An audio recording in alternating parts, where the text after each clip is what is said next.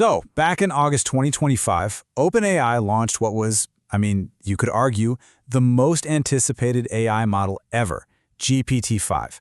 The buildup was just immense, with all these promises of a massive leap forward. But what actually happened when all that hype finally slammed into a really complex and kind of surprising reality? Okay, let's get into it. And this quote, this is really where it all kicked off. Right before the launch, OpenAI CEO Sam Altman, he didn't just call it an upgrade. No, he framed it as a significant step toward artificial general intelligence, AGI, the holy grail, an AI that can reason like a human. The stakes just could not have been higher, and you better believe the whole world was watching. So, first, let's just talk about the promise. Because OpenAI, they didn't just build a new product here. They were building a legend around this thing before a single person had even used it. They painted this incredible picture of an AI so powerful it was going to change, well, everything. And look, to be fair, you can see why everyone was so hyped. The progress from GPT-1 all the way to GPT-4 was just insanely fast. Each new version brought these genuinely shocking new abilities that nobody saw coming. So when GPT-5 was on the horizon, yeah, everyone was expecting another quantum leap. The only question was, how big was it going to be this time? Just look at this stuff. The claims were extreme. We're not talking about, slightly better. OpenAI's own leadership was using this incredible language. PhD-level abilities. They compared its creation to the Manhattan Project. Sam Altman said it made him feel useless. They even teased it with a picture of the Death Star. It was an absolute masterclass in building just monumental expectations. All right, so that was the hype, an incredible amount of it. But what did they actually build? Let's peel back the curtain a little bit and get into the tech to see what made GPT-5 different, at least, on paper. Okay, so this is a really key point. The term natively multimodal. What does that mean?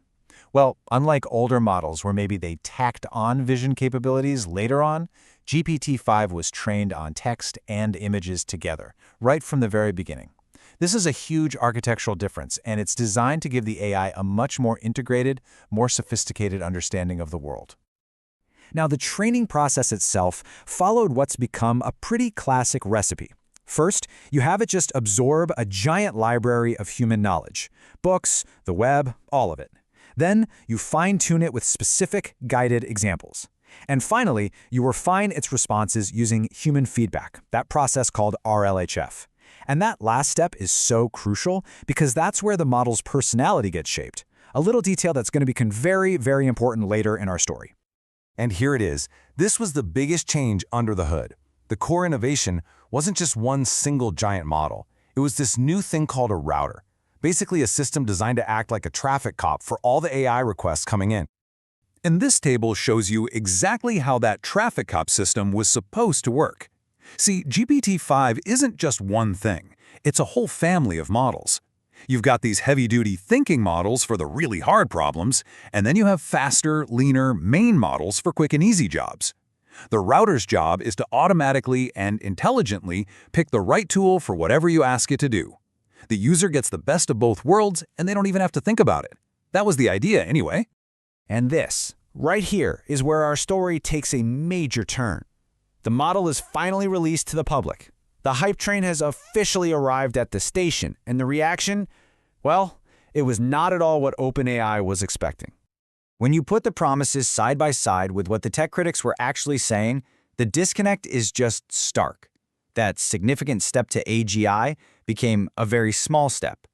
A PhD-level revolution was now seen as more of a refined product, and that grand transformative future, well, that was described as simply a more pleasant user experience. A huge gap had just opened up between what was promised and what was delivered. This chart really helps visualize what the critics were saying. For the specialists, developers using it for coding, the improvements were real. They noticed a major change. For most people, yeah, it felt fast, it felt efficient. But for the casual user, it just didn't feel like a fundamentally different product. It was better, sure, but revolutionary? Not so much. But hey, the professional critics were one thing. The reaction from the giant community of everyday users, though, that was something else entirely. It was way more immediate and a whole lot more emotional. So what did the user community think? It was visceral. It came down to a feeling, a sense that the personality of this new model was just flat. And that feeling was echoed everywhere. Complaints that it felt uncreative. At the spark, the magic people loved in the older models had just vanished. And I think all of this was perfectly captured by this killer description someone came up with. It felt like talking to an overworked secretary. You know, efficient, direct, gets the job done, but completely, totally without any flair. So what was actually going on here? Well, this chart of user complaints kind of breaks it down. The biggest issue by far was inconsistent quality, which a lot of people blamed on that new router system not working right. Then, of course, there was that lobotomized personality. And to top it all off, OpenAI took away access to older models like GPT-4o without any warning, which meant users suddenly had less control. Not a good look. So, what happened next? You've got this mixed critical reception, you have a really vocal user backlash, and now the story of GPT-5 enters its final chapter, the aftermath, and how OpenAI decided to respond. And the problems weren't just about personality or how the model felt. Almost right away, a much more serious issue popped up: security. And yeah, the details here are pretty darn alarming. Security firms jumped on the model and were able to compromise it on its very first day. They actually got it to generate instructions for making explosives. This led them to conclude it had significant security gaps and might not even be safe for companies to use. This was a huge blow to the launch. Now, to their credit, OpenAI and Sam Altman personally responded pretty directly to all this criticism. He came out and admitted the router, what he called the auto switcher, had actually broken on launch day, which made the model seem dumber than it was. He also acknowledged that, yeah, we for sure underestimated how much users cared about the model's personality.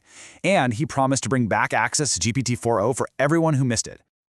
When you look back on it, the entire GPT-5 saga really boils down to this one central question. It shows this clear tension between pushing the technical limits and delivering a product that people actually enjoy using. And it leaves us all with this final thought. In this race to build the ultimate AI, what's really going to define success? Is it going to be pure power, or is it the human connection?